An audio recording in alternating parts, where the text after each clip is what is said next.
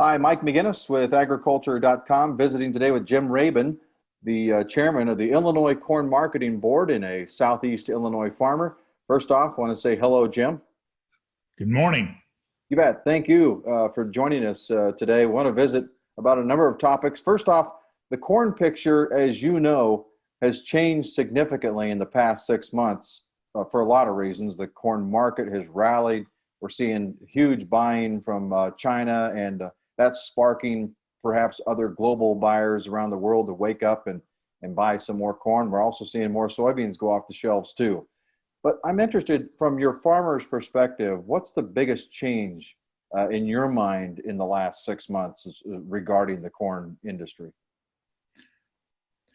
I think the biggest change would be that as a producer looking when we planted the crop, that the price was going to be low. It was going to be another year we had to struggle through, no matter what the yields were. Yields were good for the most part around the world.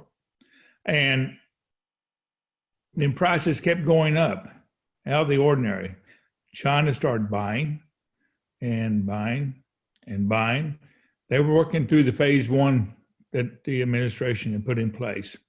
And they have positioned themselves to buy a lot of corn. And I don't know if Ryan gave you the numbers on corn or whatever, but they're up about 700% on buying corn. Mm-hmm. So yes, corn prices yesterday in my home area for Feb delivery, I could have got $5.75, which wow. versus the $3 and something. Yes, makes a big difference. But that difference doesn't come without a cost. Our inputs are already going up. Steel for equipment went up 7% or 8% last week on machinery. So yes, the prices are good and high, but it's going to cost us to buy everything we want. So my opinion is if prices could go up at a slower rate and not make attention getter of these input customers or buyers or sellers, that we could, things wouldn't go up as much as they are. But anytime, it's just like seed corn. Somebody thinks you're getting $5.74 for corn and theirs makes this, we can up it that much a bag. So it's a payback. You bet. Well, let's stick with production. And this upcoming spring, there is a lot of talk about acreage. And will farmers chase this corn market, or are they going to chase the $13, $12 soybean market? I mean, there's a huge choice here. The early estimates show that corn might go to 94 million acres and soybeans about 90. The world numbers, the world supply demand numbers and the balance sheet show that the world uses everything we produce anyway. What's your thoughts as far as, well, give us your example of your own farm. Are you 50-50 on rotation, or you see this corn market as pretty appealing this year? We will probably put out more corn this coming year than what we did last year, but we were short on corn last year. Mm-hmm. But I think we'll be close to the 50-50 mark. The only reason we cut back on corn when the prices were lower, the inputs were much higher, so it means we're a better number. But with corn where it is now, and you can pencil where you want to be, I think there'll be quite a bit of corn go out. Do you think that corn is king again? I mean, the last 5 or 6 years, there's not a lot of profitability for farmers, but it just seems like the curtain is lifted, and the band has struck up and playing again, and corn seems to be taking its prominent position again. Is that just a perception that I have, or what? Corn may be king now, but you lose that kingship real quick. But you look at next fall corn. Sold some the other day for $4.66 for September delivery, which is not a bad price, but nothing what it is currently. $5.74, $5.75. But I don't know. That's a tough question. Who knows what the future holds? As long as China and we all and our other countries too. I mean, we got to look at the countries that's been really loyal to us, like Japan, Mexico. they're buying a lot too, and we don't want to discard those at all. But China is a big player.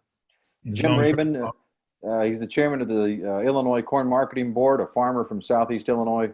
Also want to talk real quick, Jim, your thoughts on what efforts or where are you directing your efforts as far as promoting U.S. corn with your relationship with the U.S. Grains Council and your work that's going on around the world? Well, as chairman of the U.S. Grains Council, I'm just a member, but we are directing. We have feet on the ground in roughly 27 countries, and we promote our corn products, barley, but we are just trying to encourage people, even though DDGs and ethanol may be on a downside right now, but the usage of DDGs, how much value there is to it, we're pushing those programs because there is value to them, and someday they'll come back. And people are buying DDGs and getting good results out of it. Corn, my biggest thoughts on that is to maintain the quality of the corn so our customers are happy with what they buy. And I think that's the key to keeping a long-term relationship. Jim, I know you're busy, and we appreciate your thoughts.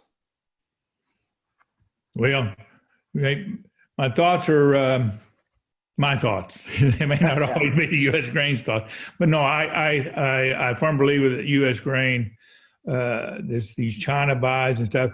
If we wouldn't have had feet on the ground in that area, that U.S. probably would not be the biggest sales they've had.